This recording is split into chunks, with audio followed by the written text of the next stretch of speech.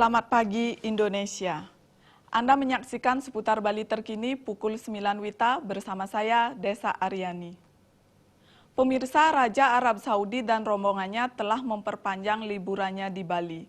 Namun kunjungan wisatawan Timur Tengah ini peluangnya tidak sepenuhnya bisa ditangkap oleh pramu wisata lokal.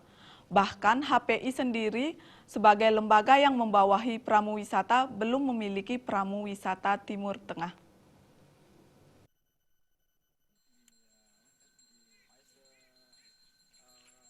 Liburan Raja Arab Saudi beserta rombongan di Bali hingga 12 Maret mendatang nampaknya tidak sepenuhnya menjadi berkah bagi pekerja di sektor pariwisata, khususnya pramu wisata Bali.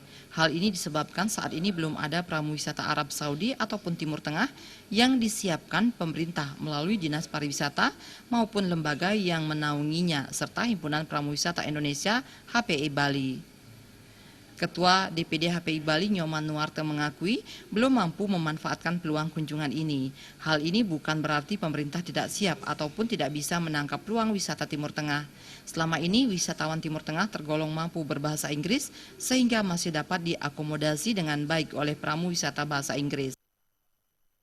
Kedatangan Raja Salman sampai hari ini kami dari Asosiasi HPI tidak terlibat langsung terkait dengan ini karena sejatinya secara organisatoris kami sudah menunggu dari tanggal 3 Maret kemarin apakah memerlukan guide dari guide Arab apa tidak, sehingga sampai hari ini permintaan itu kan belum ada.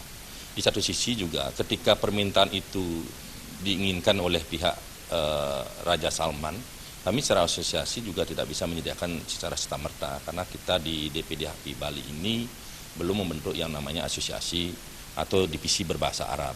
Nah, kedepannya kita juga mungkin dampak dari kedatangan Raja Salman ini kemungkinan ke depan akan banyak wisatawan yang datang dari Timur Tengah, dari Arab. Secara otomatis keperluan terhadap guide Arab ini kan semakin meningkat. Kunjungan Raja Arab ini diharapkan akan membuka kunjungan wisata Timur Tengah. Bali juga harus siap dalam menyediakan pramu wisata Timur Tengah dengan tetap mengacu pada Perda Nomor 5 Tahun 2015 tentang pramu wisata. Terima aja Bali TV.